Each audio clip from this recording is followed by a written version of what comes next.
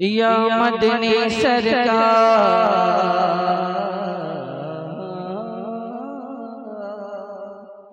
या मदनी रिसालत में सारा मजमा झूम कर हदिये दुरूद पेश करे पढ़ें बावाज़े बुलंद अल्लाहुम्मा सल्लि अला सय्यिदना मौलाना मुहम्मदिन बारिक वसल्लम सल्लल्लाहु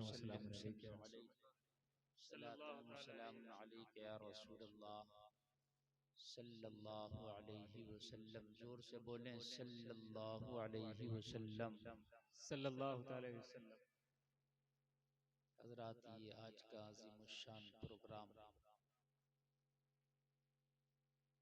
एजाज़े कुरान कॉन्फ्रेंस, जिसमें आप और हम शिरकत कर रहे हैं। कसीर उलमा मिंबर शरीफ की रहल पर तशरीफ रखते हैं। सबके चेहरों की आप ज़ियारत फरमा रहे हैं। वहीं पर हुजूर सैयद मुजीब साहब क़िबला की तशरीफ आवरी और मौजूदगी आपके लिए बाइसे बरकत है।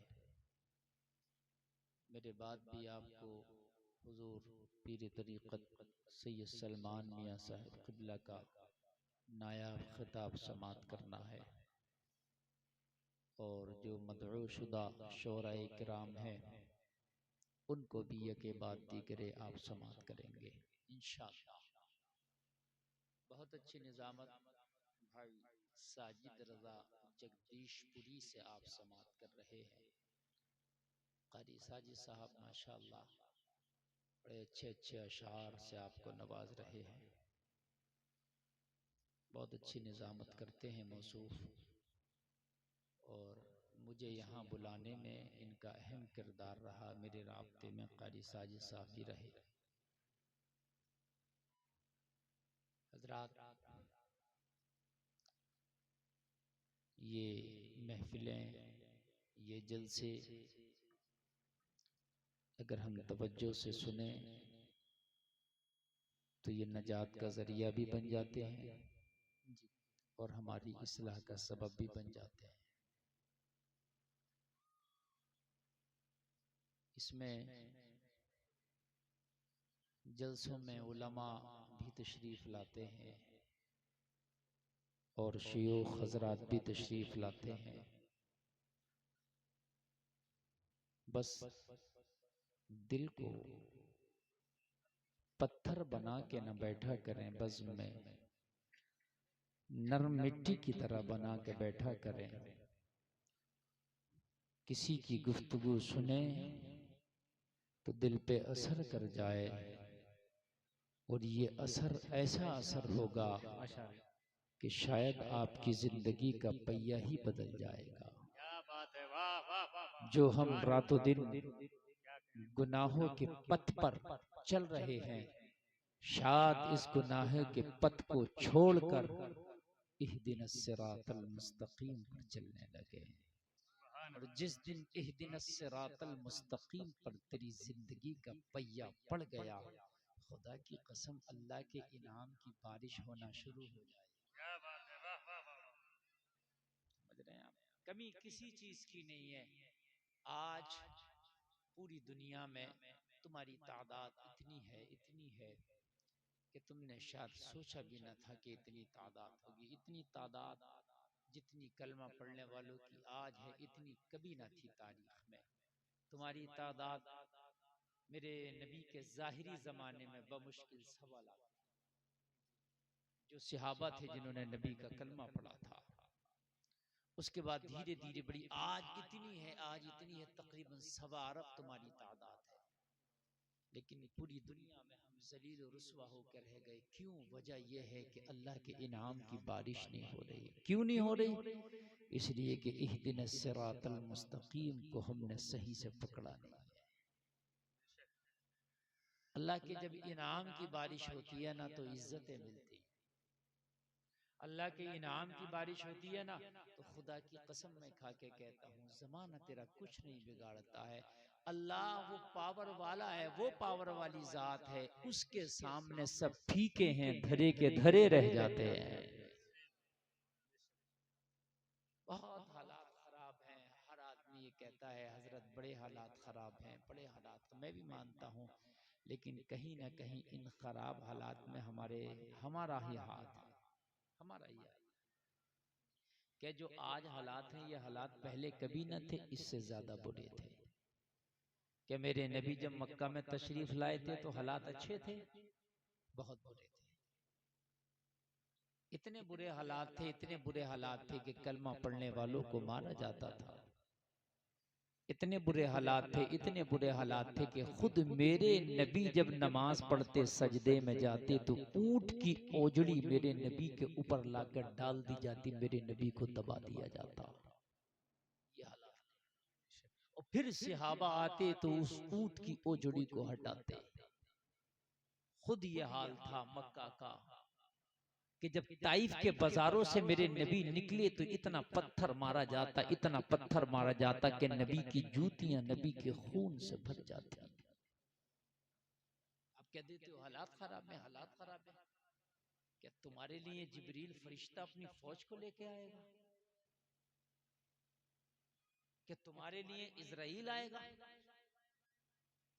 मेरे भाई, हमें इहदिन सिरातल मुस्तकीम पे चलने की जरूरत है। उसके बाद जो इस सूरत में अल्लाह ने आयत नाजिल फरमाई है, सिर्फ अपने इनाम का जिक्र किया है। इहदिन सिरातल मुस्तकीम पे तू चलने लगे, इनाम करना उसका काम है। चल के तो दे इहदिन सिरातल मुस्तकीम। इस ये जो सूरह फातिहा है, खुदा की कसम इसमें 7 आयतें हैं, 7 आयतें। अगर इन 7 आयतों पर आदमी सही से अमल कर लेना तो खुदा की कसम सातों जमीनें ना, सातों जमीनें, एक तख्त तो एक तख्त, सातों जमीनें उसके पीछे चलेंगी और सातों जमीनों का वो हाकिम बन जाएगा। और अल्लाह ताला उसे इतनी इज्जत देगा, इतनी इज्जत देगा कि अपने वक्त का वो सिकंदर आजम नजर आएगा। इन 7 आयतों का इय्याका नअबुदु व इय्याका नस्तईन। या अल्लाह, हम तेरी ही इबादत करते हैं और तुझी से मदद चाहते हैं। चाहें इबादत करें उस रब की, इबादत में कमी है, इबादत में कमी कहीं ना कहीं कमी है, कहीं ना कहीं, बल्कि मैं तो ये कहता हूँ हर जगह कमी है। मस्जिद जुमा में तो नजर आती है कुछ हरी भरी, और जुमा के बाद तो ऐसा लगता है कि मुसलमान इस गांव से हिजरत कर गए, ऐसा लगता है। अभी रमजान शरीफ आने वाला है, 1 माह शायद बचा है बमुश्किल या कुछ ज्यादा। तो रमजान शरीफ में आप देखना हट्टे कट्टे नौजवान जिनकी उम्र मुश्किल से 25 से 30 साल है, अच्छा खासा उनके अंदर वजन सेहत के मालिक हैं, रोजे नहीं रखते, ऐसे ही खाते पीते बाजार में फिरेंगे। लोगों, मेरे नबी ने फरमाया जब तुम्हारे अमाल बुरे हो जाएंगे तो बड़ी बड़ी कुर्सियां जालिमों को दे दी जाएंगी। जब तुम्हारे अमाल बुरे हो जाएंगे तो जालिम हुक्मरान तुम पर मुसल्लत कर दिए जाएंगे। मेरे भाई, मुहासबा करो, खुदा की कसम हमें हमें अपनी जिंदगी का मुहासबा करने की जरूरत है। हम ये कह के नहीं छूट सकते हजरत बड़े हालात खराब हैं यार। हम अपने बच्चों की शादियों में डांस पार्टी और डीजे करने से नहीं रुकते, फिर कहते हैं हालात खराब है। गरीबों का हक हम खा रहे हैं, ज़कात नहीं निकालते। मैं उसूली चीज बता रहा हूं, जो ये अहकाम है ना, दीन के 5 सुतून है ना, उनमें एक ज़कात भी है। ज़कात हम खा जाते हैं, नहीं निकालते, और फिर सोचते हैं कि ज़कात खा के हमारे घर में बरकत हो। ये बैठे हैं उलमाए किराम, इनसे पूछ लेना, ज़कात खाएगा तेरे घर में बरकत नहीं होगी, ज़कात खाएगा दुआ कबूल नहीं होगी, ज़कात खाएगा परेशानियां आएंगी, ज़कात खाएगा मरने के बाद में फिर तेरे गले में ये तौक बनाकर डाला जाएगा ये माल, और कहा जाएगा फज़ूक़ू मा कुन्तुम तकनिसून, चखो ये वो है जो तुमने जमा कर करके रखा था, अब इसका जायका चखो। ज़कात निकालेंगे नहीं, बरकतें ढूंढेंगे, ऐसे नहीं आएंगी तो उलमा के पास जाएंगे, मुफ्तियाने किराम के पास,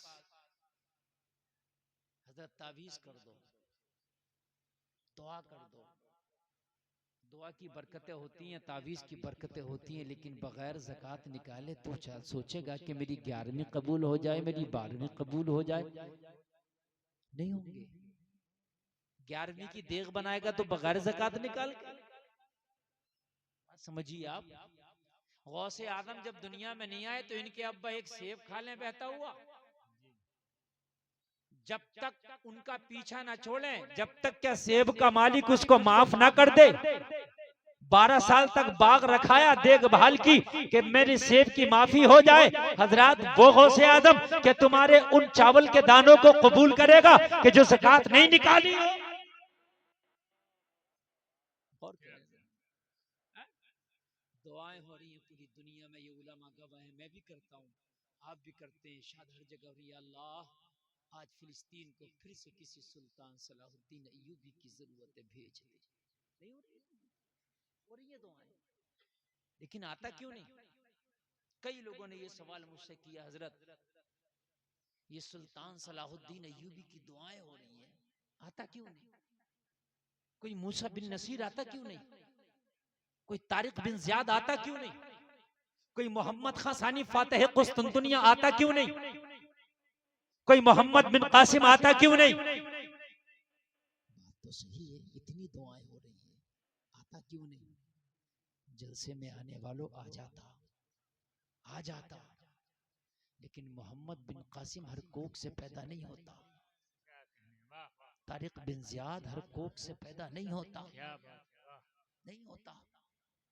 मैं आपसे पूछूं, ये खैरातपुर के लोगों, क्या तुम्हारे गांव में अखरोट पैदा होता है, बादाम पैदा होता है, पिस्ता और किशमिश पैदा होता है? आप जवाब देंगे नहीं। मैं कहूंगा जमीन तो है, आप कहेंगे हजरत ये सब पैदा नहीं होता। मेरा सवाल है क्यों नहीं होता? दुआ करो, तब कहोगे तब भी नहीं होगा। अब कोई वली हो तो अपनी करामत दिखा दे, वो अलग बात है, वो पत्थर में पैदा कर दे। लेकिन आप ये चाहे मैं पिस्ता पैदा करूं, दुआ कर नहीं होगा। क्यों? इसलिए कि पहले दवा कर फिर दुआ कर। हर जमीन में पिस्ता नहीं होता, उसकी जमीन अलग होती है। हर जमीन में अखरोट नहीं होता, उसकी जमीन अलग होती है। हर जमीन में काजू नहीं होता, उसकी जमीन अलग होती है। पता चला जब हर खेती हर जमीन में नहीं होती तो हर कोक में मोहम्मद बिन कासिम नहीं आते, हर कोक में तारिक बिन ज़ियाद नहीं आते। बेटियां बाजारों में बेपर्दा घूम रही है, हमारी बेटियों को नमाज और कुरान से कोई मतलब नहीं है। हमारी बेटियां बाजारों और मजारों पे बाल खोल करके बेपर्दा घूम रही हैं कि इनकी कोख से कोई तारिक बिन ज़ियाद पैदा होगा। नहीं, इनकी कोख से नचकइये तो पैदा हो सकते हैं, झूठे और शराबी तो पैदा हो सकते हैं। ए लोगों, मैंने सवाल किया, मौला आज फिर यजीदियत पंजे निकाल रही है, दुनिया को एक हुसैन और दे दे। जवाब मिला गुलफाम, मैं कादिर मुतलक हूँ, चाहूँ तो 1000 हुसैन दे दूं। मौला फिर देता क्यों नहीं? जवाब मिला गुलफाम, हुसैन के लिए फातिमा की कोख का होना जरूरी है, दूसरी फातिमा ना हो सकी इसलिए दूसरा हुसैन ना आ सका। नारे तकबीर, नारे रिसालत, एजाज़े कुरान कॉन्फ्रेंस, हजरत मुफ्ती गुलफाम रजा साहब क़िबला, सुभान अल्लाह, वाह वाह। दूसरी फातिमा ना हो सकी, हुसैन के आने के लिए पहले फातिमा का होना जरूरी है। अगर फातिमा की कोख हो तो फिर हुसैन आते हैं, अगर बीबी माहे नूर हो तो मुइनुद्दीन आते हैं, अगर अबू साले हो तो बेटा अब्दुल कादिर आता है। वाह वाह, जिंदाबाद जिंदाबाद। हमारी बेटियां बेपर्दा हो और इनकी कोख से हम सोचे कि कोई सुल्तान सलाहुद्दीन अय्यूबी आ जाए ना, इतनी गलत सोच है। आज बेहयाई और उरियानियत का बाजार इतना गर्म है मुसलमानों, शर्म आती है आज अपनी खवातीन का लिबास देखकर, आज अपने मर्दों का लिबास देखकर शर्म आती है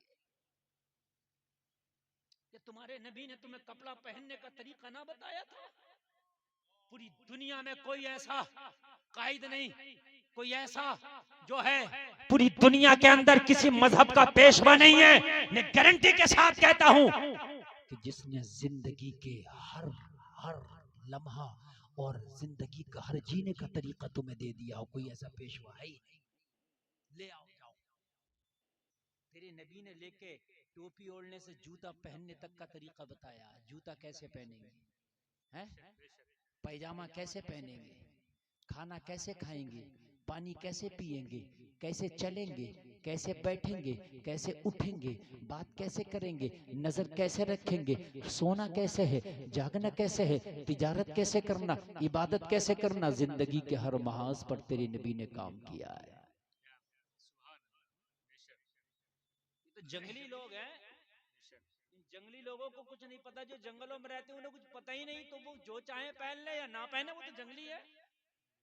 वो चाहे तो पहन ले और ना चाहे ना पहने, उन तक कुछ पहुंचा ही नहीं। कि तुम तक तुम्हारे नबी का पैगाम नहीं पहुंचा?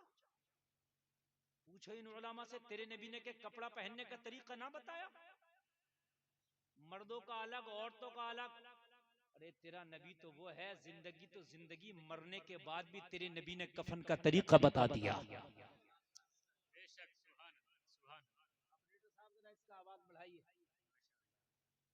अगर मर्द का इंतकाल हो जाए तो 3 कपड़ों में दफनाया जाए। कितने? जोर से बोले। एक लिफाफा, दूसरा कमीज, तीसरा तहबंद। 3 कपड़ा हो गया। तवज्जो करें, अगर खातून का, औरत का इंतकाल हो जाए तो इस्लाम ने इसका तरीका अलग रखा है, इसको 5 कपड़ों में दफनाया जाए। जो औरतें आज शॉर्टकट में घूम रही हैं, एक तो होता है माली गरीब, एक होता है जहनी गरीब। माली गरीब वो है कि जिसके पास माल नहीं, कपड़ा नहीं खरीद सकता। एक है जहनी गरीब, माल तो बहुत है मगर जहन गरीब है, कपड़ा पूरा नहीं पहन सकता। आज हमारी खवातीन जहनी गरीब बनी घूम रही हैं। कोई टखनों से ऊपर का पहन के घूम रही है। अब तो ये फैशन चल रहा है कि टखने पूरे दिखा के घूम रही हैं। अब तो ये फैशन चल रहा पूरा गला दिखा के घूम रही हैं। अब तो फैशन ये चल रहा पूरे बाल दिखा के घूम रही हैं। ए मेरे जलसे में आने वालों, अरे इन खवातीन को जिंदा तो जिंदा, मरने के बाद भी इस्लाम ने विशेष अधिकार दिया है। अगर मर्द मर जाए तो 3 कपड़ों का कफन, औरत मर जाए तो 5 कपड़ों का कफन। 5 कपड़े गिन लो। औरत मर जाए तो एक तो लिफाफा, दूसरा कमीज, तीसरा तहमन, चौथा सीने बंद, 5वां ओढ़नी। ये 5 कपड़े दिए जाएंगे। अरे जिस औरत को मरने के बाद भी इस्लाम ने विशेष पर्दा दिया हो, जिंदगी में कितना पर्दा दिया होगा।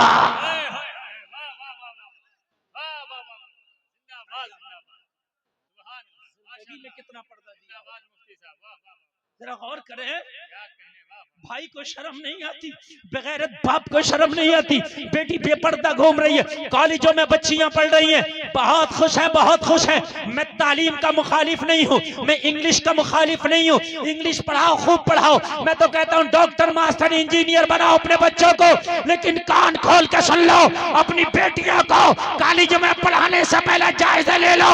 कहीं ऐसा तो है नहीं मेरी बेटी डिग्री के बदले इज्जत दे करके आए। अगर इज्जतों के बदले डिग्री मिले तो ऐसी डिग्री पे हम ठोकर मारते हैं। अगर तेरी बेटी की इज्जत सलामत है फिर डिग्री मिले तो सुभान अल्लाह, और अगर इज्जत जाए और डिग्री मिले तो ऐसी डिग्री पे हम ठोक। आज कॉलेजों में बच्चियां जा रही हैं, गैरों से खल्त मल्त हो रहा है, और बाप भी खुश है, माँ भी खुश है।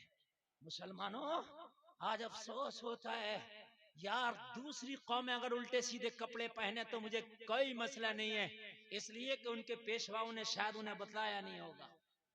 तेरे नबी ने तो तुझे बताया है ना, तेरे नबी ने तो बताया है ना, है? और ऐसा बतलाया पूरी दुनिया में किसी ने नहीं बतलाया। मर्द का भी जिस्म कुछ ऐसा है जिसका छुपाना फर्ज है। मर्द में भी कुछ जिस्म औरत है। मेरी तकरीर के जुमलों को गौर से सुने, मर्द के अंदर भी कुछ जिस्म ऐसा है जो औरत है। कौन सा जिस्म है औरत? मर्द का नाफ से लेके घुटने तक का जिस्म औरत है। छिपाना जरूरी है, मगर आप देखो अंडरवियर पहन के घूमते हैं सुबह सुबह हमारे नौजवान, कच्छा पहन के घूम रहे हैं, कैपरी पहन के, अंग्रेज बना फिर रहा, और तुझे पता नहीं है घुटने के ऊपर जाएगा तो हराम है। किसको फॉलो कर रहा है तू? आजकल एक नाइट पैजामा चला था, नाइट चला था, उसका नाम दे दिया लोअर, उसको पहन के लगता है लोफर।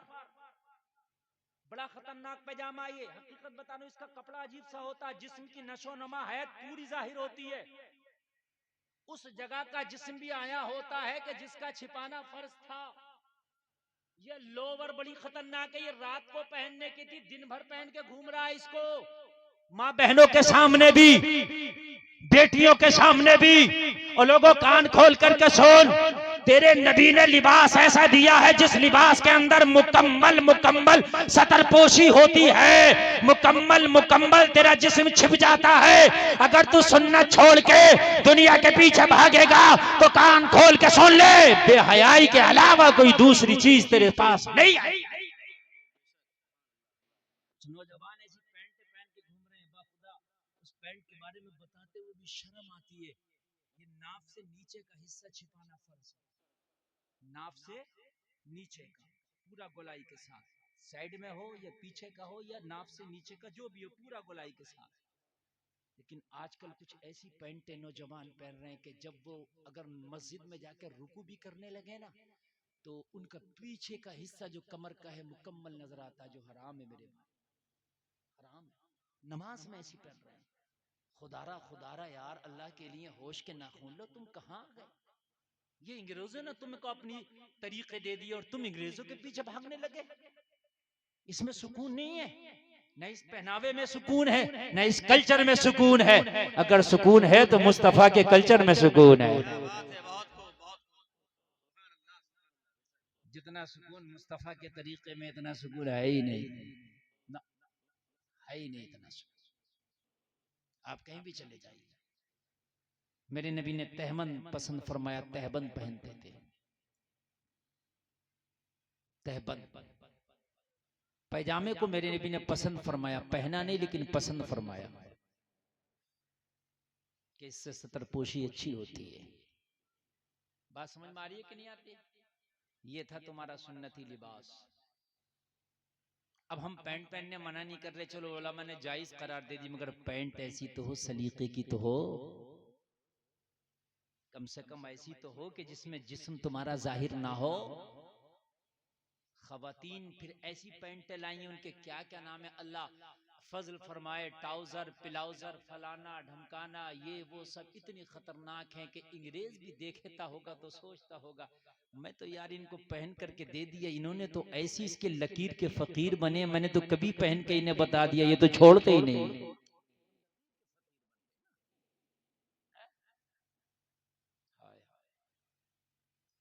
तरीके मुस्तफ़ा को छोड़ना है वजह बर्बादी, इसी से कौम हुई दुनिया में बेइख्तिदार अपनी। तो ये खौफ का माहौल पैदा हुआ है, और जो पूरी दुनिया हमारे ऊपर मुसल्लत हुई है सिर्फ हमारे आमाल का बदला है। वरना खुदा की कसम सैयद साहब के कदमों को चूम के कहता हूँ, तारीख पढ़ के बताऊंगा, पूरी दुनिया की ताकत नहीं थी, तुझे आंख भर के देख लेता। और यकीन ना तो सुन, तुम कहते हो कमजोर है, कमजोर है, किधर से कमजोर हो? तेरा कनेक्शन अल्लाह से मजबूत नहीं है। अगर अल्लाह से मजबूत हो तो फिर तेरा कौन क्या बिगाड़ेगा? क्या तू उस मकड़ी से भी कमजोर हो गया जो गारे सौर में नबी के घार के दहाने पे जाला लगाया था? उससे भी कमजोर हो गया? अरे कान खोल करके सुन, जब हिजरत की रात मेरे नबी अबू बकर को लेकर गारे सौर में बना लिए, तो गारे सौर के दरवाजे पर दहाने पर एक मकड़ी नाम का एक कीड़ा बैठा है। नबी को आता देखा, अल्लाह की बारगाह में दुआ किया, मौला आज नबियों का सरदार आया है, आज इमामुल अंबिया आया है, आज तेरा महबूब मेहमान बना है इस गार में, मौला जियारत तो हो गई है, मक्का के काफिर तेरे नबी का पीछा कर रहे हैं, नबी के खून के प्यासे हैं, मौला मैं तेरे नबी की मदद करना चाहती हूँ, मौला मैं तेरे नबी से मोहब्बत करती हूँ। मेरे रब तू जानता है मैं छोटा सा कीड़ा हूँ, तलवार मैं नहीं उठा सकती हूँ, तीर मैं नहीं उठा सकती हूँ, घोड़ा मैं नहीं दौड़ा सकती हूँ। मेरे मौला मेरे लुआब से एक जाला बनता है, बस जाले के जरिए तेरे नबी की मदद करना चाहती हूँ। ए मौला मैं इस दरवाजे पे जाला लगा देना चाहती हूँ, मगर इस जाले की औकात कितनी है मेरे मौला? अगर तेज हवा के झोंके चले तो मेरा जाला टूट जाता है, आदमी सही से फूंक मार दे मेरा जाला टूट जाता है। बस मेरे पास इतनी ही ताकत है कि तेरे नबी की मोहब्बत में जाला लगा सकूं। मोहब्बत सच्ची है, आवाज आई, पैगाम मिला, ओ मकड़ी तू मोहब्बत में जाला तो लगा, इसे इतना मजबूत कर देंगे कि कयामत तक के मुसलमान याद रखेंगे। तकबीर, नारे रिसालत, उलमाए अहले सुन्नत, नारे तकबीर। इसे इतना मजबूत कर दिया जाएगा, तेरा जाला कोई मक्का का दबंग ना तोड़ पाएगा, मक्का का दहशतगर्द तेरा जाला ना तोड़ पाएगा। कयामत तक जब जब नबी की हिजरत का जिक्र किया जाएगा, तेरा जाले का भी जिक्र किया जाएगा। जिंदाबाद जिंदाबाद। बहुत सुभान अल्लाह। क्या इस मकड़ी से भी ज्यादा कमजोर हो तुम? क्या इस मकड़ी से भी ज्यादा कमजोर हो? अगर इससे भी ज्यादा कमजोर हो तो खड़े होकर बताए मुझे कि हाँ हजरत मैं इस मकड़ी से भी ज्यादा कमजोर हूँ। अल्लाह की बारगाह में मौला मैं जाला लगा सकती हूँ, बस मेरा जो लुआब निकलता है ना उससे जाला बन जाता है, बस यही कर सकती हूँ, इसके अलावा मेरे पास कुछ नहीं है जो आज तेरे नबी के लिए पेश कर दूं। कहा तू जाला तो लगा तो तेरा जाला पार ना कर पाएंगे, तेरे रब का वादा है। बन के फानूस जिसकी हिफाजत हवा करे, वो शमा के बुझे जिसे रोशन खुदा का। जिंदाबाद जिंदाबाद। तुम यार आगे तो बढ़ो, खाली रोना रोते हो। शादियां बगैर बाजे और गाजे बगैर डीजे के नहीं, जहेज की डिमांडें तुम्हारी खत्म नहीं हो रही और कहते हो कि यार परेशानियां और बर्बादियां क्यों आ रही हैं? उलमा की तौहीन आज मेरी कौम कर रही है, पर्दे की धज्जियां हमारे घरों से निकाली जा रही हैं। हाय मुसलमान तुझे हो क्या गया? मकड़ी ने जाला लगा दिया, यहाँ तक आ भी गए, जाले तक आ भी गए। बैठे ऐसा नहीं कि पहले चढ़े वहां भी गए, वहां तक मक्का से आ भी गए। दो बातें बयान करूंगा यहाँ पर। पहली बात तो ये, अल्लाह चाहता ही इन्हें पहले ही लौटा देता, इस गार तक ही ना पहुंचते। बेशक अल्लाह चाहता तो पहले ही ये कहीं गुम हो जाते और पीछे से ही लौट जाते, गार तक ना आते। तो आपको कैसे पता चलता कि मकड़ी का जाला लगा था और उसे तोड़ ना सके? जब आते ही नहीं तो फिर जहन में ये बात ही नहीं थी। आए आए आगर का यहाँ तक निशानात मिलते हैं, यहाँ के निशानात खत्म हो जाते हैं, इसका मतलब मोहम्मद अरबी इस गार के अंदर गए, निशानात यहीं तक हैं, यहाँ के बाद निशानात खत्म हो जाते हैं। इस गार के अंदर पना लिए है, चलो गार के अंदर चलो। गार के अंदर जाते जाला टूट जाता, जब अंदर जाते टूटता कि नहीं टूटता? जाला टूटता तो इसकी मोहब्बत जख्मी हो जाती। हाय हाय ये आगे बढ़े। इन्हीं में से कोई बोला बेवकूफ तो नहीं हो, गौर से देखो, इस गार के दहाने पे जाला लगा है, अगर मोहम्मद अंदर गए होते तो जाला ना होता। अल्लाह को हिफाजत करना, अल्लाह को हिफाजत करना। इन्हीं में से जहन में डाल दिया, इन्हीं में से जहन में डाल दिया, और जब जहन में डाला तो जाला तोड़ ही नहीं पाए, वापस आ गए। अल्लाह चाहता दूसरी बात बयान करने लग गया, अल्लाह चाहता जाला नहीं बल्कि इस पहाड़ को हुक्म दे देता, ये जो गार का दरवाजा है इस पे एक पत्थर रख दे, और पत्थर रख दिया जाता, दरवाजा बंद कर दिया जाता। मगर नहीं, अल्लाह बताना चाहता है अगर मुस्तफा की मोहब्बत में मकड़ी खड़ी हो जाए तो इसकी जाले को जंजीरें बना देता हूँ। अगर नबी की मोहब्बत में ये कलमा पढ़ने वाला खड़ा हो जाए तो मैं इसे कितना ताकतवर बना सकता। नारे तकबीर, नारे रिसालत, एजाज़े कुरान कॉन्फ्रेंस, हजरत अल्लामा मुफ्ती गुलफाम रजा साहब किबला, शेरे रजा, मसलके आला हजरत। अगर ये मुसलमान नबी की मोहब्बत में खड़ा हो जाए तो अल्लाह इसे कितना मजबूत कर देगा। है? हालात खराब का रोना रो करके बच नहीं सकते। अल्लाह वही है जो मूसा का रब था, अल्लाह वही है जो हजरत इब्राहिम का वाह रब वाह था। वाह वाह। बदला नहीं है ना, ना सोया है ना, ला तखुजुहु सिनतुन वला नौम, तेरे रब को ना ऊंग आए ना नींद आए। हाय हाय, वो जैसी पावर वाला कल था ऐसी पावर वाला आज है। जब वो हजरत मूसा को फिरौन के सामने झुकने ना दे, जब अपने खलील को नमरूद के सामने झुकने ना दे, तो तुझे आज के छोटे छोटे फिरौनों के सामने कैसे झुकने देगा? तो हो जा, तू खड़ा तो हो सही तरीके से, तू खड़ा ही नहीं होगा मेरे भाई, फिर तू रोना रोएगा कि हालात खराब है, हालात खराब है। तो मेरे भाई तेरे रोना रोने से कुछ नहीं, आज हया के जनादे निकल गए। मैंने खुद अपने बचपन में देखा था, यहाँ पर लोग बैठे हैं जो मुझसे ज्यादा उम्र के बैठे होंगे, वो खुद मेरी बात की तायीद करेंगे। मैंने अपने बचपन में देखा था, लोगों मेरी उम्र तो इतनी ज्यादा भी अभी नहीं है, मैंने खुद अपने बचपन में आज से 20 से 25 साल पहले की बात कर रहा हूं, मैंने देखा था क्या, अगर किसी को अपनी छत पर चढ़ना होता, पता क्या करता, पहले ऐलान करता जोर से, हम छत पर चढ़ रहे हैं, पर्दे हो जाइयो। वाह वाह वाह वाह। ये ऐलान करता था नहीं करता था? ये ऐलान करता था। सही हिसाब से पूछे आप, और जो बुजुर्गन से पूछे। मेरे यहाँ मेरे खानदान में मेरे मोहल्ले में एक चौपाल हुआ करती थी, चौपाल पे एक नीम का पेड़ था। चौपालें होती थी पहले, लोग बैठते थे चौपालों पर, तो वो नीम का पेड़ छांटना था, यानी वो उसके जो डुग्गे थे ना वो बहुत ज्यादा हो गए तो उसको छांटना थे।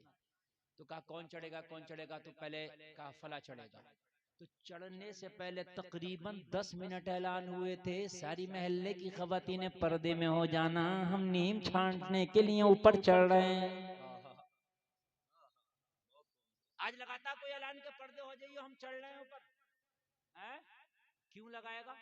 जिनको ऐलान लगाया जाता था वो तो खुद निकल के दिखा रही हैं, दावतें नजारा दे रही हैं, क्या करोगे? वो खुद दावतें नजारा दे रही हैं, गलत नहीं कह रहा हूं। और दावतें नजारा ऐसा दे रही है, ऐसा दे रही है, कहीं शादी हो और शादी में अगर कैमरा चल रहा हो तो कैमरे के सामने से जरूर गुजरेंगी, 2-4 शॉट जरूर आना चाहिए हमारे। मेरे मुसलमानों, दावत नजारा जब तुमने दिया, जब तुमने पर्दे की धज्जियां उड़ाई, आज ऐलान तो ऐलान, पर्दों के लोग मुखालफतें करने लगे। हिजाब नहीं होना चाहिए, हिजाब पे पाबंदी लगना चाहिए, बोलो होने लगी कि नहीं होने? हिजाब पे पाबंदी लगना चाहिए, क्यों? जब तुमने हिजाब छोड़ा तो जमाने ने पाबंदी लगाना शुरू कर दी। अरे तुम अपने खेत पे ना जाओ, अपना खेत छोड़ दो तो लोग खेत काट लेते। अगर खेत पे ना जाओ तो पड़ोसी मैंड काट लेता है। हकीकत है कि नहीं है? हकीकत है कि नहीं है? हाफिज कुरान अगर कुरान की तिलावत ना करे, कुरान भूल जाता है। हकीकत है कि नहीं है? अगर पहलवान प्रैक्टिस ना करे तो प्रैक्टिस भूल जाता है। पहलवान रोजाना दिन मोंगरे करता, रोजाना ना करे तो कुछ नहीं लड़ पाएगा। क्या सोच रहे हैं आप? ये जो भागने वाले हैं, जो भागते हैं, ये कैसी भाग लेते हैं इतना? पहले प्रैक्टिस है, मशक है इनकी। तूने पर्दा छोड़ दिया, तू सोचता जमाना पर्दे की इतनी इज्जत करता रहेगा, तूने पर्दा छोड़ा, जमाना पर्दे का मुखालिफ बन गया। छोड़ो, कहां तक छोड़ो, किस किस चीज को छोड़ोगे? मैंने अपने बचपन में देखा था, कोई दाढ़ी वाला बैठा हो, वो तो दाढ़ी वाले के सामने इंसान ज्यादा बकर सकर नहीं करता था, ये दाढ़ी वाले बैठे, दाढ़ी वाले के सामने मैंने देखा कि बीड़ी पीने वाला बीड़ी नहीं पीता था, लोगों हुक्के वाला हुक्का नहीं पीता था, कि दाढ़ी वाला बैठा है उसका अदब होता था। आज दाढ़ी है तुमने छोड़ी, अब दाढ़ी वाले को शक की नजर से देखा जा रहा है। छोड़ी लोग शक की, अब किसी के दाढ़ी है शक, किसी को चेक किया जाए ना किया जाए, दाढ़ी वाले को पहले चेक किया जाए। बात हकीकत बता रहा हूं मेरे भाई। मैं एक एयरपोर्ट में गया ना, तो मेरे आगे एक सिख था, जो वो चेक इन होता है, चेक इन करते हैं, स्कैन करते हैं, आदमी को भी स्कैन करते हैं, उसके बाद अंदर जाने देते हैं। तो उसकी ऐसी पगड़ी बंधी थी जैसे मेरे है, उनकी तो इससे भी जबर होती है ना। स्कैन जब किया तो उसने पगड़ी के ऊपर से अपनी वो मशीन लगाई इस तरीके से और उसको पास कर दिया। उसके पीछे जस्ट मैं था। जब अभी मैं जो बात कह रहा हूँ ना, आप इसको तवज्जो करना, कभी एयरपोर्ट में जाना हो तो देखना। जैसे मैं बता रहा हूँ, जब मैं गया मेरा नंबर आया तो उसने जब मुझे स्कैन किया तो बोला टोपी हटाओ। मैं सिर्फ टोपी ओढ़े था और टोपी भी ज्यादा बड़ी नहीं थी, हल्की सी थी कपड़े की। मैंने कह दिया सर अभी जो मेरे आगे वाला बंदा गया था वो पगड़ी थी, वो पगड़ी कितनी बड़ी है, मेरी टोपी तो उसके मुकाबले बहुत छोटी है। उसको ऊपर से स्कैन कर दिया तो इसको भी कर दो, हल्का हटाने में कोई कबाहत नहीं है, हम हटा भी सकते हैं। लेकिन सवाल करना चाह रहा हूँ, हटाने में ना कोई हमारे मजहब में खराबी आ रही है और ना हमारे कोई टेंशन, हम हटा देंगे। तो कहने लगा मौलाना जी उनकी पगड़ी हटती कब है, तुम्हारी टोपी लगती कब है? कितने परसेंट मुसलमान लगाते हैं टोपी बताइए आप? मुश्किल से 5% लगाते हैं। तुम एक आगे लगाने वाले सुबह से शाम तक मैं स्कैनिंग करता हूँ, मुश्किल से 5 या 10 टोपी वाले आते होंगे और मुसलमान आते होंगे 150 200। बात समझ में आ रही है क्या नहीं आ रही है? इनकी हटती नहीं तो मैं क्यों हटाऊं भाई? उन्होंने तो कानून भी पास करा लिया, अगर मोटरसाइकिल चलाए तो बगैर हेलमेट के भी उनके नहीं होगा चालान, इसलिए कि उन्होंने कहा पगड़ी के ऊपर हेलमेट नहीं आ सकता। हेलमेट रहे न रहे मगर पगड़ी रहेगी हमारी। कानून पास करा दिया। तुमने अपनी सारा कल्चर, अपनी सारी निशानियां तुमने खरोच के फेंक दी। फिर इज्जतें चाहते हो? फिर इज्जतें चाहते हो? जो कौम अपने असलाफ को भूल जाती है, खुदा की कसम इज्जतें नहीं मिलती, उसे मसल दिया जाता है। आगे बढ़ने से पहले और बताऊंगा, जरा और सुने। इस मुआशरे से बेहयाई को खत्म कर दो, हया अपने घरों में दाखिल कर दो, चाहे वो लिबास वाली हया हो, जबान की हया हो या आंख की हया हो। तीनों बातें मैं बोल रहा हूँ इशारों में। चाहे लिबास की हया हो, जबान की हो, आंख की हो, हया अपने घरों के अंदर पैदा करो। खुदा की कसम हया आएगी, ईमान मजबूत होगा। जिस दिन ईमान मजबूत हो गया जमाना तेरी इज्जत करता नजर आएगा।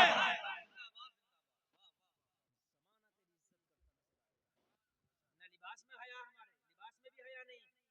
आज बेटियां भी जींस पहन रही हैं, आज बेटियां भी ऐसे ऐसे लिबास पहन रही हैं, मेरे भाई ऐसे ऐसे लिबास पहन रही है, पूरा जिस्म जाहिर हो रहा है। बुर्के भी पहन रही है तो ऐसे बुर्के पहन रही है कि बुर्का पहनने के बाद भी जिस्म जाहिर हो रहा। ऐसा बुर्का भी जायज नहीं कि जिससे जिस्म का नशेबो फराज, मोटा पतलापन जाहिर हो। कान खोल करके सुन ले, बुर्का वो पहनना चाहिए जो इतना ढीला हो, जिस्म का मोटा पतलापन, नशेबो फराज का पता ना चले। जबान से गुफ्तगू करो तो बेहयाई के जुमले नहीं होना चाहिए। निगाह को अपनी काबू में रखो। ओ मेरे भाई कान खोल करके सुनो, हया तेरे नबी ने तुझे दी है, हया तेरे ईमान का हिस्सा है। आज हया निकल गई, बेहयाई का इतना दौर गरम, इतना गरम कि बहनोई अपनी साली को अपनी पपोती समझे बैठा। मजाक चल रहा, अब क्या कर रहा भाई इस बच्ची से? मौलाना साहब साली है, मजाक कर रहा हूँ। क्यों कर रहा? वो रिश्ता है मजाक का। इन उलमा से पूछ, सबसे हार्ड अगर पर्दा है तो बहनोई, साली का बहनोई से पूछो। जो कहते हैं ना ये साले बहनोइयों, साली बहनोइयों का मजाक का रिश्ता, मजाक का नहीं, पर्दा है सबसे हार्ड पर्दा। नहीं बात समझ में आई? सबसे हार्ड पर्दा है। देवर भाभी की जो मजाक कर रही है, मजाक नहीं, ये बेहयाई है, इनका पर्दा है। भाभी जी से मजाक कर लिया, काहे का मजाक? पर्दा है। मेरे भाई ये हया चली गई यार हमारे यहाँ से। हया क्या गई, खुदा की कसम। फिर ईमान धीरे धीरे इतना कमजोर होने लगा, इतना कमजोर होने लगा जिसका जवाब नहीं। एक बात मैं और बताऊंगा, ये भी मैंने अपने बचपन में देखा। तवज्जो फरमाए, नींद तो नहीं आ रही है ना? पहले शादियां होती थी, शादी के बाद में चाले और गोने होते थे। ये होता इधर होता था नहीं? वो चाले गोने जानते नहीं जानते? नहीं जानते आप? भाषा बदल गई है। अब मैं आपको बताऊंगा, भाषा बदल रही है मगर आप समझेंगे। चाला गोना इसको कहते थे, जैसे लड़के का निकाह हो गया लड़की के साथ, निकाह के बाद विदाईगी नहीं होती थी, विदाईगी 3 साल या 4 साल में होती थी, 4-4 साल लगते थे, उसको क्या बोलते थे? गौना। वही तो मैं कह रहा हूँ यार, गौना। हाँ, मैं गलत ना, हमारे यहाँ गौना बोल देते हैं सीधा सीधा, तो वही, हाँ वही गौना। तब जो फरमाना, तब जो मैं आज से कहना चाह रहा हूँ, 4 साल में है? हमारे अब्बा का खुद चाला 5 साल में हुआ ये गौना।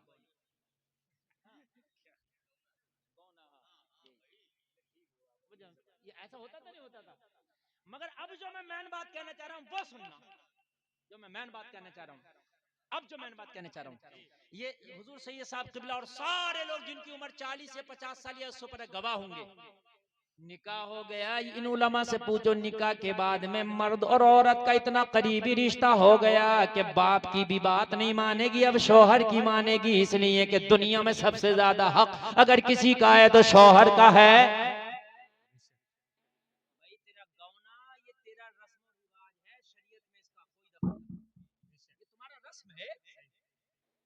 अब निकाह हुआ, ये लड़का और लड़की इतने करीबी हो गए, इतने करीबी हो गए, एक साथ खाएं, एक साथ पिएं, एक साथ उठे, एक साथ बैठे, एक साथ आए, एक साथ जाएं, सबसे करीबी रिश्ता। बल्कि कुरान ने तो इनके रिश्तों को पता क्या कहा, हुन्ना लिबासुल लकुम व अंतुम लिबासुल लहुन। एक दूसरे का लिबास बता दिया कुरान ने कि दोनों एक दूसरे का लिबास है ना। लेकिन शर्म एक चीज थी यार, पहले दौर में ये शर्म थी कि गौना जब तक नहीं होता था लड़के का, तो शर्म की वजह से अगर खैरातपुर से किसी का निकाह हुआ तो 4 साल तक अगर गौना नहीं हुआ तो 4 साल तक वो लड़का इधर खैरातपुर में नजर नहीं आता था। लोग कहेंगे गौना हुआ नहीं है, ये क्या कर रहा है। ये हकीकत बता रहा हूं मैं। 4 साल में जबकि शरीयत कह रही है कि इनका निकाह हो गया, सबसे करीबी रिश्ता, लेकिन हया इतनी थी अगर 4 साल तक गौना नहीं हुआ तो 4 साल तक ससुराल तो ससुराल, ससुराल वाले गांव में लड़का नहीं जाता था। ये हया थी, हया। अब तो खाली निकाह हुआ, खाली मंगनी हुई, खाली एंगेजमेंट हुई, इतना बड़ा मोबाइल लेके लड़की घूम रही है, पूरा पूरा दिन बात चल रही है, पूरा पूरी रात बात चल रही है बेहया की। अरे कहाँ बात है, कहने लगी रिश्ता हो गया मेरा,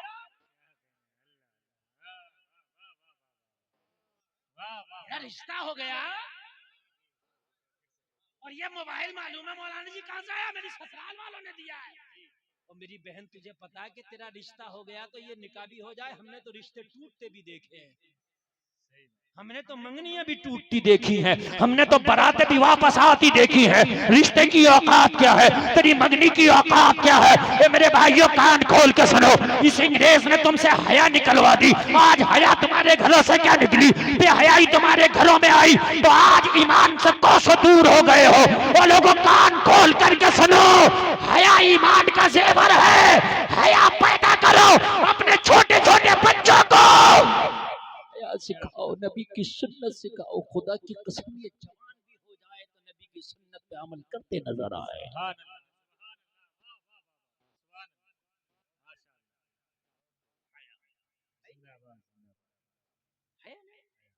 अच्छा कोई हराम काम हो रहा है हमारी बस्ती में तो हम सुकून से बैठे और मना ही नहीं कर रहे हैं, नहीं तो मौलवी का काम है, ये तो कारी साजिद का काम है, सैयद साहब का काम है, ये तो मौलाना अब्दुल वारिस साहब का काम है, ये मना करेंगे। क्यों, तेरा काम नहीं है? जन्नत तुझे नहीं चाहिए? जन्नत तुझे नहीं चाहिए? अगर हर आदमी बुराई को रोकने लगे तो खुदा की कसम मुआशरे से बुराई का खात्मा हो जाएगा। गांव में शराबी हमसे कहते हैं हजरत शराब के खिलाफ तकरीर कर दो, हम शराब के खिलाफ तकरीर कर रहे हैं और ये शराबी के हम दोनों हाथों से जाकर हमसे शराबी के खिलाफ तकरीर करा रहा है, खुद दोनों हाथों से खा रहा, दोनों हाथों से। पूरी फैमिली की फैमिली बारात में जा रही। क्यों भाई, तुम इतना नहीं कर सकते कि शराबी के यहाँ का खाना पीना बंद कर दो, सूदिये के यहाँ का खाना पीना बंद कर दो, इतना नहीं कर सकते तुम? है? उसके यहाँ का लेन देन बंद कर दो, इतना नहीं कर सकते? हमसे तकरीर कराओगे? अच्छा चलो हम तो तकरीर करके किसी हद तक चले जाए, कुछ मजबूत मसला हमारा, इमाम से तकरीर कराओ तो शराबी इमाम के मुखालिफ हो गया। तो इमामत बड़ी कमजोर चीज है। अब उसने रखना डाल दिया कि इस इमाम को नहीं रखना ना, ये इमाम नहीं रहेगा।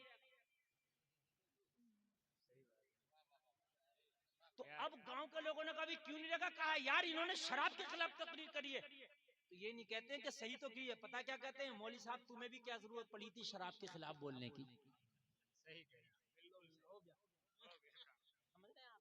ये हालात हैं आज मेरी कौम के, ये हालात हैं आज मेरी कौम के। हाय हाय हाय, मुझे जमाना याद आता है लोगों, तअमुरून बिल मारूफ व तनहूना अनिल मुनकर, बुराइयों से रोकना भलाइयों का हुक्म देना, ये तुम्हारा ही काम था। लोगों, कुरान में कहा है कि तुम बुराइयों से रोकोगे, भलाइयों का हुक्म दोगे। लोगों, ये तुम्हारी पहचान थी। अगर तेरी बस्ती में कोई हराम काम होता है तो उसे बाजुओं की ताकत से रोक दे। अगर इतना भी नहीं कर सकता, ज़बान से मुखालफत कर, वरना दिल में बुरा जान। वो ये थर्ड हिस्सा है ईमान का, थर्ड तीसरा हिस्सा दिल में बुरा जानना। हाँ? मैं अपनी आप बीती बता रहा हूँ। एक जगह मैं शादी में गया, मैं खाना खा रहा हूँ, जैसे ऐसी पंडाल लगाओ, मैं खाना खा रहा हूँ और बिल्कुल इतने जैसे ये कुर्सियां पड़ी हैं व्हाइट वाली, ट्राली जानते हो, ट्रैक्टर ट्राली, उस पे एक आदमी ने तखत डालकर उस पे नाचने वालियों को खड़ा करके और पूरे गांव में नचाता फिरता, पूरे गांव में, मतलब डिजिटल नाच उसने नचाया था। सब तो एक जगह स्टेज लगा कर नचाते, उसने एक जगह नहीं लगाया, उसने ट्राली पे तखत डाल दी। समझ रहे हैं आप? वो ट्राली पर तखत डाल के और पूरे गांव में नचा रहा था। नचाने वाला हाजी था, हाजी। इन हाजियों को भी बड़ी रोटियां लग रही हैं, हज करके सोचते हैं कि अब तो हमारे अब्बा की जन्नत है। पूरे गांव में नचा कर लाया, वहीं मेरे कान पे है, मैं खाना खा रहा हूँ, वहां नचा लाया, पंडाल के पास नचा रहा जहाँ खाना खाया जाए। अब भाई हमसे नहीं रहा करे, अब ईमान का भी तो कुछ तकादा है यार, कुछ चिंगारी होगी तो जाहिर सी बात है यार, ये तो उसकी गरमाई गरमाहट तो महसूस होगी। हमारी गैरत ने जवाब नहीं दिया, बस हम जाकर ट्राली के पास और हमने जो थी साहब वो डांटना शुरू किया और जबान से बड़ी जलाल में, और वो उनको जब निकली तो नाचने वाली डर गई। आलिम होता ना, आप अपने रास्ते पर ही वो डर गई। हाँ, वो डर गई, वो हाजी नहीं डरा, वो मैं बचाने वाला हूँ ये बात। वो डर गई, डर के उतर और उतर के बोली हजरत हम नहीं नाच रहे, हमें तो ये नचा रहे। क्या डीजे वाले ने डीजे बंद कर दिया, एहतराम किया उसने। आज भी एहतराम कुछ ना कुछ है बाकी। हम बस में ट्रेन में सफर करते हैं, ये जो होते हैं ना आधी दर्जन वाले हैं, मुखन्नस लोग, तो ये मांगेंगे, सबसे मांगते हैं, मगर हमारी टोपी दाढ़ी देख के फिर भी हमसे नहीं कुछ कहते, निकल जाते हैं। कभी मौलाना लोग, सही बता रहे हैं, मैं मौलाना लोग, हमारी कौम हमें नहीं बख्शती है। सही बात। अब वो हाजी आया, उससे किसी ने कही तुम्हारी बात खराब हुई है, मौलाना की बात पल गई। मौलाना ने रोका, रुक गई बात, तो मौलाना की पल गई ना, तुम्हारी बात खराब हो रही है। ये मियां बंदूक निकालने तैयार, बोला मैं नचाऊंगा, तुम रोक के दिखाओ। झगड़ा हो गया, झगड़ा इतना बढ़ गया, इतना बढ़ गया, इतना बढ़ गया, इतना बढ़ गया, झगड़ा के बहुत ज्यादा बढ़ गया। ऐसा लगता था कि एक दो मर जाएंगे इस झगड़े में। तो मुझसे लोग कह रहे हजरत तुम्हें क्या जरूरत पड़ी थी, तुम खाना खाते निकल जाते पीछे से, तुम्हें क्या जरूरत पड़ी थी छेड़ने की। बाखुदा बता रहा हूँ, ये मिंबर रसूल पर बैठकर बाखुदा बता रहा हूँ मैं कि हजरत तुम्हें क्या जरूरत पड़ी थी, तुम अपने खाना खाए थे और पीछे से निकल जाते, क्या जरूरत थी छेड़ने की। किसी ने ये नहीं कही कि इस हाजी को क्या जरूरत थी ये नचाने की। ये जमाना है। और फिर कहते हो कि क्या करें, हालात बड़े खराब है, हमें अमेरिका मार रहा, क्या करें ब्रिटेन मार रहा, क्या करें इजराइल मार रहा, क्या करें क्या करें। लोगों, एक वक्त वो आएगा कि तुम खुद ही आपस में एक दूसरे को मारोगे, और वो वक्त आएगा नहीं बल्कि आ गया। हजारों खुदाओं को मानने वाले एक प्लेटफॉर्म पे हैं और एक खुदा के मानने वाले आज हजारों जगह फर्क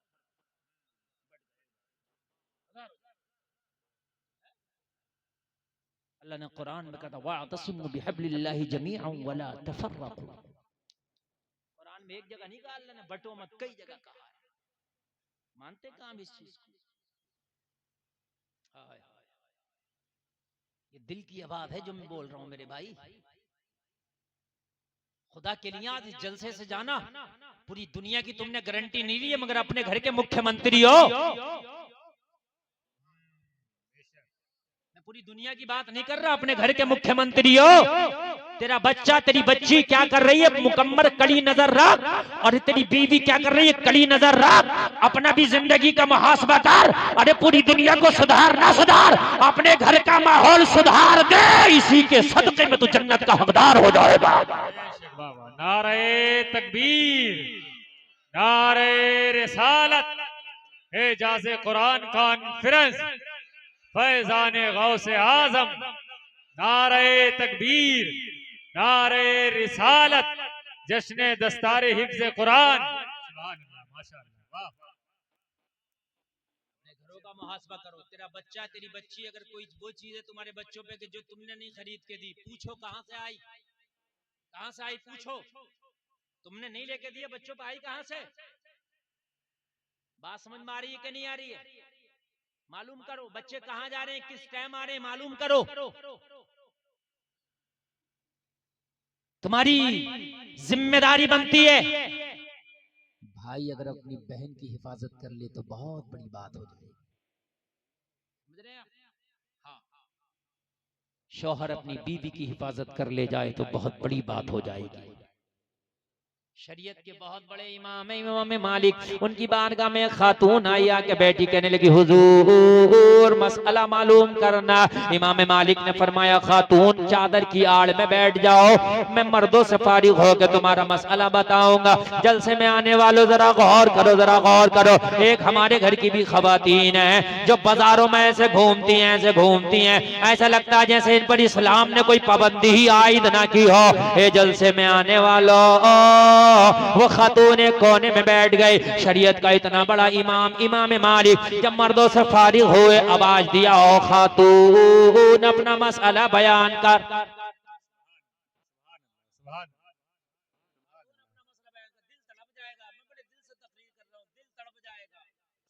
कमेटी वालों ने सही वक्त मुझे तकरीर का दिया है तो मेरी जिम्मेदारी है कि मैं बहुत अच्छा बोल दूं। मैं तो कहता हूँ मुझे सही वक्त दीजिए, तो फिर मेरी तकरीर से अगर 2 4 10 5 आदमी तौबा करके ना उठे तो फिर तकरीर करना बेकार है। समझो फरमाया। अगर किसी को कोई जरूरत भी हो, जब बर्दाश्त कर सकता तो बैठे रहे, बर्दाश्त से बाहर कोई जरूरत हो तो जाने की इजाजत है। इसलिए कि ये जो तकरीरें हो रही है हर वक्त नहीं होती हैं, जो इस वक्त माहौल बना हुआ है। ये साहब कबिला बैठे हैं, इस वक्त रूहानियत मुकम्मल यहाँ पर मौजूद है। मैं आपको पेश कर रहा हूँ। कहा खातून बता तेरा क्या मसला है। कहने लगी हुजूर मेरा तो छोटा सा मसला, बड़ी गरीब खातून है, बताना क्या है। कहने लगी हुजूर मेरा एक कारोबार है, मैं जो सूद होता ना सूद वो काटती हूँ। ये चरखा चला के काटा जाता था। तो हुजूर क्या सूद है, ताश है, हाँ वो सूद वो वाला है खाने वाला। हाँ अब तुमको क्या पता लफ्ज बदलता माना बदल जाता है ना। सूद, हाँ तो एक सूद होता है, तो मैं काटती हूँ दूर चरखा चला चला के, और मेरे घर में चराग भी नहीं है, तो हुजूर इतनी गुर्बत का आलम है, बगैर चराग के मैं उसको काटती हूँ। हुजूर रात को अपनी छत पे चरखा ले जाती हूँ, छत पर जब मेरी चांद की रोशनी आती है उसका अक्स पड़ता तो उससे मैं अपना काम करती हूँ। अच्छी बात करती हो तो कहना हुजूर बात इतनी नहीं है, बात ये है कि जो जहाँ मेरा घर है रास्ते के किनारे है मेरा घर। कहाँ है मेरा घर, जोर से बोलो, जोर से बोलो। रास्ते के किनारे। कभी कभी बादशाहों के जुलूस निकलते हैं मेरी गली से जी। तो जब बादशाहों के जुलूस निकलते तो उनके जुलूस में फानूस मशालें बहुत ज्यादा होती हैं जी। तो उससे रोशनी इतनी होती है कि वो रोशनी मेरी छत पर भी आ जाती है। जब यार जुलूस निकलेगा, फानूस बरदार शमा बरदार होंगे, तो जाहिर सी बात है रोशनी छत पर आएगी। पहले इतनी ऊंची तो इमारतें होती नहीं थी, पूरे टावर खड़े हैं भाई, मुश्किल से 8-10 फीट के मकान होते थे, तो मेरी छत पर भी हुजूर आ जाती है रोशनी। और जब रोशनी छत पर आती है ना तो मेरी काम करने की स्पीड बढ़ जाती है, क्योंकि रोशनी तेज हुई तो स्पीड बढ़ेगी। तो रोजाना अगर 1 किलो सूत कटता है तो इस दिन 2 किलो कट जाता है। हुजूर ये जो 1 किलो ज्यादा कटता है मेरे लिए जायज है कि नाजायज है?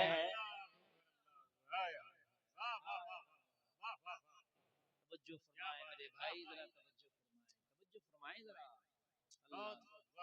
हुजूर ये बताइए जो रोशनी आती है ना, वो रोशनी मेरी नहीं है, वो रोशनी मेरी नहीं है। ओ लोगों, मैंने जो अर्ज किया था कि अगर वाकई मुसलमान हो तो किसी का हक तुम्हारे ऊपर नहीं रहना चाहिए। हुकूक की अदायगी का नाम ही ईमान है। हर तरह का हक तुम्हारी जिंदगी में अदा हो जाना चाहिए। अगर हक अदा हो गए तो ईमान मजबूत है।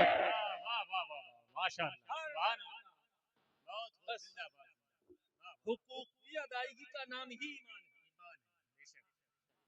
नमाज ये भी हुकूक की अदायगी में से, रोजा, हज, ज़कात सब हुकूक की अदायगी में से। हजरत उमर इतना बड़ा नाम, आदि दुनिया पे हुकूमत, नेकी का ये आलम। नबी फरमाते मेरे बाद अगर कोई नबी होता तो उमर होता। नबी फरमाते आसमान के सितारों के बराबर किसी की नेकी है तो मेरे उमर की। कितना बड़ा है उमर। कलमा पढ़ा ना उमर ने, खड़े हो गए कलमा पढ़ के। दारे अरकम में हजरत उमर ने कलमा पढ़ा था, कोहे सफा के दामन में खड़े हो गए। कहा खड़े क्यों है उमर? कहा या रसूलल्लाह, कलमा पढ़ने वालों को बड़ा मारा जाता, इजाजत दें काबे के हरम में जाके कलमा पढ़ूंगा। जोर से बोलो यार जरा। काबे के हरम में जाके।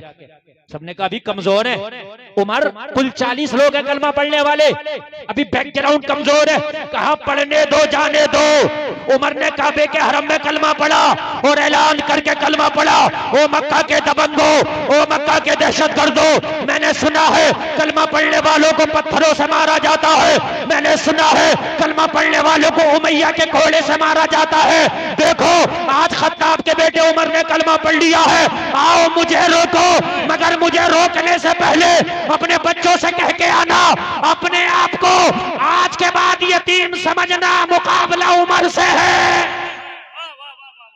नारे तकबीर, नारे रिसालत, एजाज़े कुरान कॉन्फ्रेंस, जश्न दस्तारबंदी, मसलके आला हजरत, माशाअल्लाह। यार ईमान हो वाह वाह तो उसकी हरारत पता ना चले। अगर तेरे सीने में ईमान है, उसकी हरारत तुझे महसूस नहीं होती तो कान खोल के सुन, ईमान है कि नहीं जायजा ले। ईमान अगर सीने में है तो हरारतें महसूस होती है, वो चाहे अमल का मैदान हो, चाहे कोई भी मैदान हो। ईमान की हरारतें महसूस होती है। हाँ, इतनी बड़ी जात हजरत उमर। रात का आलम में कुछ लिख रहे हैं, हजरत उमर खलीफा है ना, तो हिसाब किताब भी तो चाहिए ना लिखने के लिए। खिलाफत का कितना बड़ा काम होगा जी। कुछ लिख रहे हैं, चिराग जल रहा है, रात में मौला अली आए, सुभान अल्लाह, मौला अली आए, दामादे पैगंबर आए, इल्म का दरवाजा आए, सुभान अल्लाह, जोर से बोलो सुभान अल्लाह। हसनैन करीमैन के वालिद आए, कयामत तक के लिए वलियों के सरदार आए। हजरत उमर कुछ लिख रहे हैं, जैसे ही सलाम किया हजरत उमर ने जवाब दिया, और जवाब देते हजरत उमर ने बोला अली कैसे आना हुआ? कहा उमर कुछ जाती काम था, कुछ जाती मशवरा था, इसलिए आया। इतना सुना हजरत उमर ने चिराग बुझा दिया। क्या किया? चिराग बुझा दिया। हजरत अली उमर, मेरे आने पर चिराग क्यों बुझा दिया? मेहमान आता तो चिराग जलाया जाता, ना कि बुझाया जाता। मगर सीखो, हजरत उमर ने कहा अली जरा रुके। थोड़ी देर के बाद उमर ने फिर चिराग जला दिया। हजरत अली ने फरमाया उमर जब जलाना था तो बुझाया क्यों, और जब बुझाई दिया था तो जलाया क्यों? का अली जरा गौर से देखें, जो बुझाया है वो जला नहीं है, जो जला है वो बुझाया नहीं था। जब गौर से देखा तो चिराग दो थे, जो पहले जल रहा था उसे बुझा दिया, जो दूसरा रखा था उसे जला दिया। हजरत अली ने फरमाया उमर ये बुझाया ये जलाया मैटर क्या है? कहा अली बात इतनी सी है, मैं जो काम कर रहा था ये सरकारी खिलाफत का काम कर रहा था, रजिस्टर लिख रहा था ये खिलाफत का काम था, सरकारी काम था, इसलिए जो चिराग जल रहा था उसमें तेल बैतुल माल के खजाने से जल रहा था, सरकारी काम था, सरकारी चिराग जल रहा था। जब आपने कहा पर्सनल काम के लिए आया हो तो मैंने चिराग बुझा दिया। पर्सनल काम के लिए सरकारी खजाने का तेल उमर इस्तेमाल नहीं करता है। वाह वाह वाह वाह वाह वाह, जिंदाबाद जिंदाबाद, वाह वाह वाह। ये जो तेल है ये सरकारी खजाने का है, इसको उमर इस्तेमाल पर्सनल काम में नहीं करता।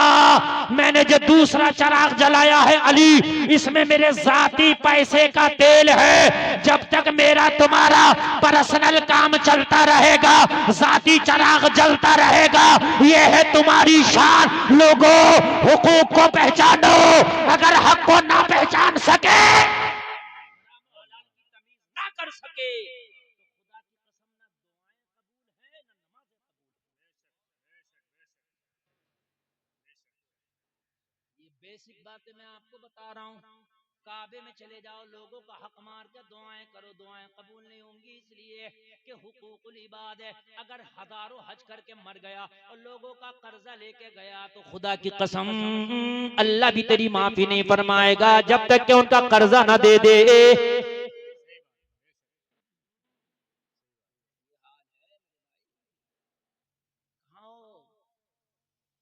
इमाम मालिक के सामने जब ये मसला पेश किया, हुजूर वो जो सूद कट जाता है 1 किलो ज्यादा, वो जायज है कि नाजायज? पता इमाम मालिक ने क्या जवाब दिया? तवज्जो से सुनना। कहने लगे खातून ऐसा लगता है जैसे हसन बसरी की तुम बहन हो। कहने लगी हुजूर मुझे तो किसी ने आज तक देखा नहीं, आपकी बारगाह में भी पहली बार आई हूँ, आपको कैसे पता हसन बसरी मेरा भाई है? कहने लगे बताओ पहले हसन बसरी तेरा भाई है कि नहीं? कहने लगी हाँ हाँ हुजूर हसन बसरी मेरा सगा भाई है। इमाम मालिक ने फरमाया ये तकवा अगर किसी का हो सकता है तो हसन बसरी की बहन ही का हो सकता है। तकवा अगर किसी का हो सकता है हसन बसरी की बहन ही का हो सकता है। इसलिए मैंने कहा कि हसन बसरी की बहन हो। लोगों जरा गौर करो, जरा गौर करो, ये है तुम्हारे असलाफ का तरीका। आज हो क्या गया है, हराम काम बगल में हो रहे हैं, हमें पता ही नहीं है। लोगों हमारी रिश्तेदारियों में हराम काम हो रहे हैं, समझाने की जरूरत ही नहीं है। ओ मेरे भाइयों अपनी अपनी जिम्मेदारियों को समझो, अपने घरों में इस्लामी कल्चर पैदा करो, और शरीयत के खिलाफ अगर कोई काम हो रहा है तो लोगों उसे रोको, रोक ना सको तो जबान से टोको।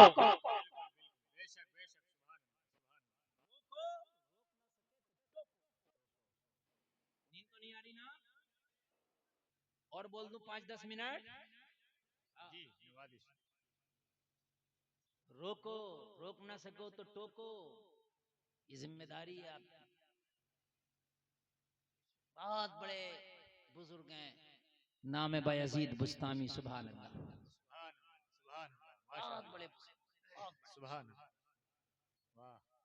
अगर 20 बुजुर्गों के लिस्ट बनाओ ना तो बायजीद बुस्तामी को जरूर कोट करेंगे आप। एक मुरीद आया इनकी बारगाह में, कहने लगा हुजूर जिस बस्ती में आप रहते हो ना, इस बस्ती में एक फाहिशा ने डेरा डाल लिया। फाहिशा जानते होंगे आप, लूज करेक्टर। हुजूर जब शाम होती है तो नौजवान उसके कोटे पे जाते हैं, उसके डेरे पे जाते हैं, अपनी रकम भी देते हैं और अपने मुंह को गुनाहों से काला करते हैं। हुजूर ये आपके बस्ती में जब से उसने डेरा डाला है, नौजवान गुनाहों के दलदल में फंसते चले जा रहे हैं। बायजीद बुस्तामी ने इतना सुना तो चीख निकल गई, मुरीद दामन पकड़ के मचल गया, कहने लगा हुजूर रोते क्यों है, इसमें रोने की क्या बात है। कहा समझता नहीं है। मैदान महशर में मेरे मौला ने पूछा, ओ बायजीद बुस्तामी, तेरी बस्ती में एक फाहिशा नौजवानों के ईमान पर डाका डाल रही थी, तू क्या कर रहा था, तो मेरा जवाब क्या होगा। मेरा क्या जवाब होगा, इसलिए रो रहा हूँ। अल्लाह अल्लाह। मुरीद कहने लगा हुजूर मैं क्या करूं, मेरे लिए बता। कहा तू इतना पता लगा के मुझे बता कि उसका कोटा किस वक्त खुलता है, नौजवान कब उसके कोटे पे जाते हैं। अब जरा ये जुमले बहुत दिल के कानों से सुनना।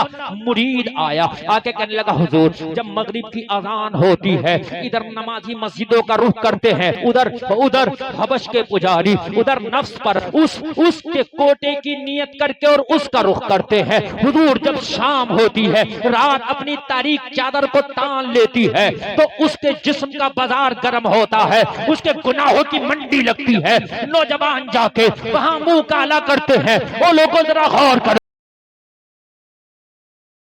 उठाया और अपनी खानकाह से निकले और निकल फाहिशा के दरवाजे शुरू कर दिया। पीर बोला हुजूर तो अब हम रहेंगे इस बस्ती में या ये रहेगी।